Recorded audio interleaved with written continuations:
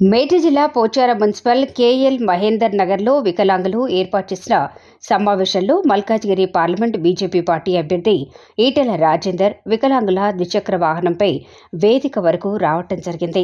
ఈ సందర్భంగా ఈటెల రాజేందర్ మాట్లాడుతూ, నన్ను మీ కాలనీకి పిలిచి నాకు మద్దతుగా నిలిచినందుకు ధన్యవాదాలు తెలిపారు. నేను 24 ఏళ్ల నుండి రాజకీయాల్లో ఉద్యమకారుడిగా ఉన్నప్పటి నుండి నాకు పరిచయమైన అన్ని సంఘాల నాయకులు, అలాగే పంచాయతీ కార్మికులు, ఆశా వర్కర్ల మద్దతు నాకు ఉందని అన్నారు.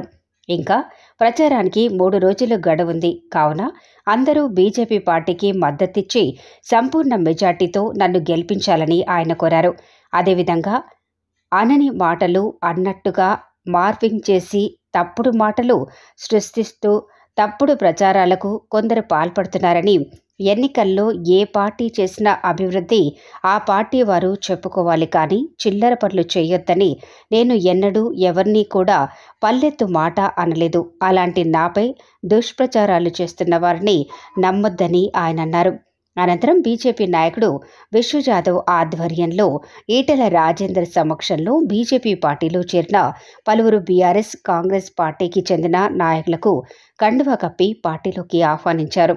ఈ కార్యక్రమంలో మేడ్చల్ నియోజకవర్గం కంటెస్టెడ్ బీజేపీ అభ్యర్థి గట్కేసర్ మండలం ఎంపీపీ నేను Sudarshan Reddy, Pocharam municipal BJP party అధ్యక్షుడు సురేష్ నాయక్, బీజేపీ నాయకులు Gongolla Balesh, Satyasai, housing colony secretary Katta Venkateswarlu, Madanayya, Shivakumar, Mahesh, Sharad Goud, వికలాంగులు, మరుగుజ్జువారు మరియు బీజేపీ నాయకులు, కార్యకర్తలు, వికలాంగులు తదితరులు పాల్గొన్నారు. క్రియేటివిటీ ఉంటుంది. అసలు మీ శక్తి చాలా కూర్చున్నాగానే ఎంతో గొప్పగా ఉంటుంది. కాబట్టి మీకు అనేక రకాల సమాచారం మీ చేతిలో ఉంటుందని చెప్పి నేను భావిస్తా ఉన్నాను. మీకు తెలుసు, ఇలా బీఆర్ఎస్ పార్టీ అర్బన్ అంతా వాళ్ళ కోట్లేసింది, కానీ రూరల్ అంతా వాళ్ళ కోట్లేదు. ఎందుకంటే ఎక్కడో విసిగిపోయింది. వాళ్ళు మాటలు ఎక్కువ మాట్లాడుతున్నాను, ఏదో విసిగిపోయిండు.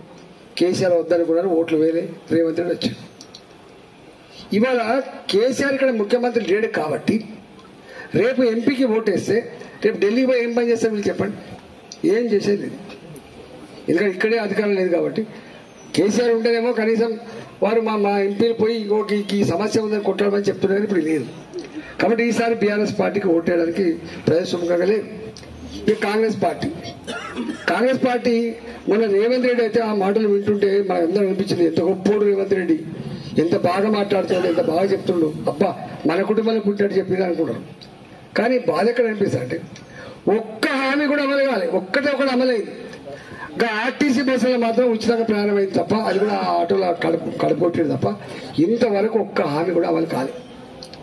కానీ ఎన్నికల ముందు రేవంత్ రెడ్డి గారు మాట్లాడిన మాటలు ఎప్పుడైనా వినండి, సెల్ఫోన్లు ఉంటాయి. ఏం హామీలు ఇచ్చిండు, ఎట్లా మాట్లాడిండు.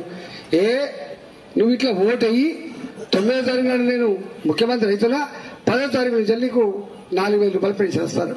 వచ్చిందా 4,000 రూపాయలు పెన్షన్? మీకు 6,000 వచ్చిందా? వచ్చింది 6,000. వాళ్ళకు 4,000 రాలే, మీకు 6,000 రాలే. ఒకటి. రెండవది, భర్తలు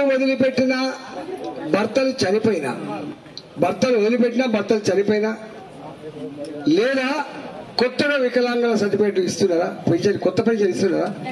కొత్త పెన్షన్ లేవు. మూడవది, ప్రతి మహిళకు నెలకు 2,500 రూపాయలు ప్రభుత్వ ఉద్యోగం ఎట్లయితే బ్యాంకులకు పడుతున్నాయో మనకు కూడా పడతాయని చెప్పి ఇచ్చిందా? ఒక్క మనిషికి కూడా 6 నెలలు 5 నెలలు దాటిపోతుంది. ఒక్క మనిషికి కూడా ఇప్పటిదాకా 2,500 రూపాయలు ఇయ్యలే. కళ్యాణ లక్ష్మి 1,00,000 రూపాయలు స్కీమ్ ఏమడినా కళ్యాణ లక్ష్మి సరిపోతలేదు, తులం బంగారం కూడా ఇస్తా అని చెప్పిండు. తులం బంగారం కాస్ట్ 75,000 రూపాయలు ఇవ్వాల. ఎవరికైనా వచ్చిందా అమ్మా ఈ 5 నెలల? ఆరోది ఏంటంటే గ్యాస్ సిలిండర్ రాలేదు, కరెంటు జీరో బిల్లు ఇంకా రాలేదు. ఇవాళ నేనేమంటున్నా అంటే, ఇప్పుడు ఏమంటాడు ఆయన అంటే, నేను ఇద్దామనుకున్నా కానీ పైసలు లేవు. పైసలు ఉన్నాయా లేవా చూసుకోవాలి. మరి అంటే తనది కాకపోతే ఢిల్లీ దాకా దిగమన్నట్టుగా ఏది పడితే అదే అడ్డగోలు హామీలు ఇచ్చి అధికారంకి వచ్చిన తర్వాత ఒడ్డెక్కేదాకా బోడమల్లప్ప, ఒడ్డెక్కినాక బోడమల్లప్పలకు చేయొచ్చా? అక్కడ ఎవరో ఒక ఆయన అంటుండు, ఆయన ఇచ్చేది కూడా లేదు అంటుండే, కట్టెపడుకుండు అక్కడ. ఎందుకు ఇచ్చేది లేదు అంటున్నాడు ఆయన? ఈ ప్రభుత్వ ఉద్యోగికే ప్రతి నెల జీతమైన డబ్బులు లేవు. కేసీఆర్ చెప్పిండు, ప్రభుత్వ ఉద్యోగి అయినంత మాత్రాన నెల ఫస్ట్ తారీఖు నాడే జీతాలు ఇవ్వాలని రూల్ ఉందా అన్నాడు ఆయన. కొన్ని జిల్లాలకు ఫస్ట్ వీక్ లో ఇచ్చిండు, కొన్ని జిల్లాలకు సెకండ్ వీక్ లో ఇచ్చిండు, కొన్ని జిల్లాలకు థర్డ్ వీక్ లో ఇచ్చిండు. ఇంతెందుకు?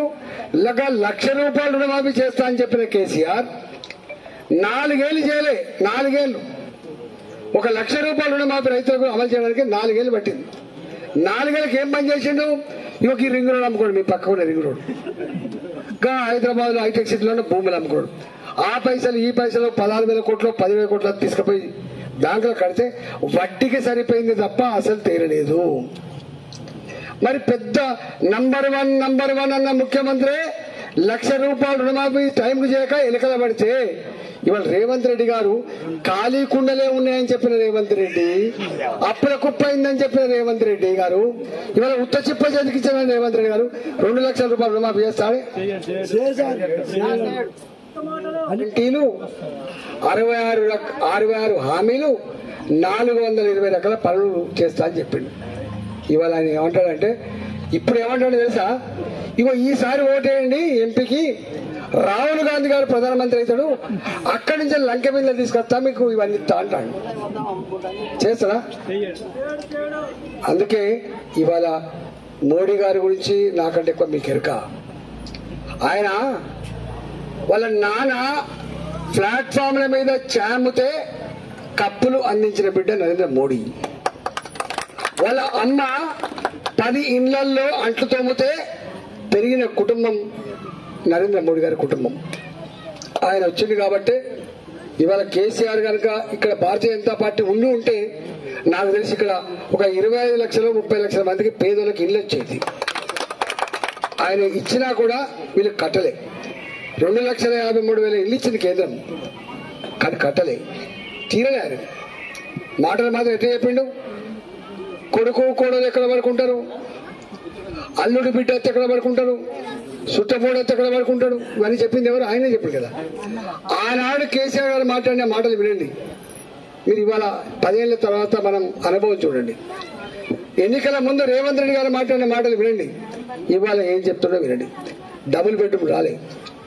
రేపు భారతీయ జనతా పార్టీ అధికారం కోసం మొట్టమొదటి వచ్చేది ఏంటో తెలుసా? పేదలకు సొంత ఇంటి కళలు నెరవేర్చే బాధ్యత మాది.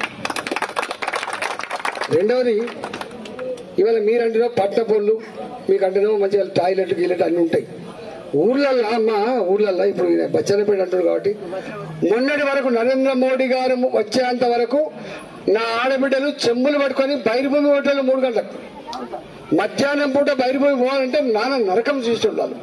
అసలు ఎక్కడ ఖాళీ జాగలు లేక ప్రతిదీ దున్నుడే, కంచెలు లేవు, గుట్టలు లేవు. గుట్టలనేమో గ్రాండ్ కంపెనీ మింగేసినాయి, కంచెలేమో వ్యవసాయ భూములు అయిపోయినాయి.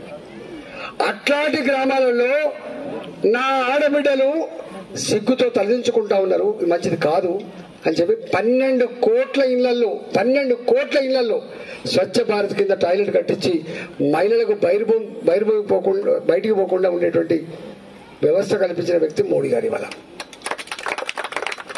ఇవాళ జన్ధన్ అకౌంట్ ఓపెన్ చేసినాడు, చాలా మంది గేలి చేసిండు, అవమానపరిచిండు. కానీ జన్ధన్ అకౌంట్లలో నీ పెన్షన్ అలాగే పడుతుంది.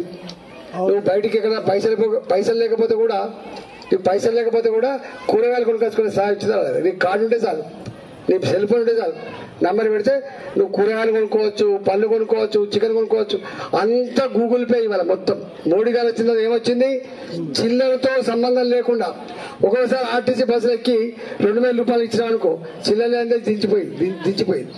కూరగాయల వెళ్ళిపోయి ఒక 1,000 రూపాయల నోటో 500 రూపాయల నోటో ఇస్తే చిల్లలేవమ్మా నీ కూరగాయలు ఇక్కడ పెట్టి పొమ్మని చెప్పేది. కానీ వాళ్ళు ఎక్కడ డిజిటల్ ట్రాన్సాక్షన్స్ ని పూర్తిగా అమలు చేసి పేదోళ్లకు న్యాయం చేసిన బిడ్డ మోడీ గారు అవునా కదని చెప్పండి. మన కరోనా వచ్చింది, మీరు తింటున్న బియ్యం రాష్ట్ర ప్రభుత్వం ఇచ్చే బియ్యం కాదు. మోడీ గారు కరోనా వచ్చినప్పుడు వీళ్ళు ఆకలితో అలమటించద్దని చెప్పి 5 కిలోల చొప్పున నెలకు మనిషికి బియ్యం ఇస్తారు. ఇవాళ 5 ఏళ్ళ దాకా అదే వచ్చినాయి. ఇంకొక 5 ఏళ్ల వరకు కూడా మోడీ గారు బియ్యం ఇస్తా అని చెప్పిండు. 80 కోట్ల మంది దేశాలు ఇస్తారు. కరోనా వచ్చినప్పుడు అందరూ అన్నారు ఇది ఎట్లయితే కానీ వ్యాక్సిన్ తయారు చేయించిండు, 2 డోసులు ఇచ్చిండు, 3వ డోసు కూడా ఇచ్చిండు. ఇలా కరోనా అంటే భయం లేకుండా చేసే వ్యక్తి ఎవరు? మోడీ గారు. అవునా కదా మీరు చెప్పండి. మల్కాజ్గిరి పార్లమెంట్ పరిధిలో సకలాంగులుగా ఉన్నవాళ్ళు వికలాంగుల సంక్షేమ సంఘం ఆధ్వర్యంలో ఈరోజు ఇక్కడ కాలనీకి పిలిపించి వికలాంగులం అందరం కూడా ఏకగ్రీవంగా మీకు మద్దతు ఇస్తున్నాం. ఆంధ్రన్న 24 ఏళ్ళుగా మాతో నువ్వు ఉన్నావు, మా సమస్యల పరిష్కారంలో నువ్వు భాగం పంచుకున్నావు. రాబోయే కాలంలో కూడా ఇవాళ మా జీవితాల్లో ఇంత వెలుగు నింపాలంటే, మా బతుకులు బాగుపడాలంటే నీలాంటి వాడే మళ్ళీ ఎంపీ కావాలని చెప్పి వారు స్పష్టంగా నన్ను ఈరోజు పిలిపించుకొని నాకు తీర్మానం చేసి ఇవ్వడం జరిగింది. వాళ్ళకి కృతజ్ఞతలు తెలియజేస్తా ఉన్నాను.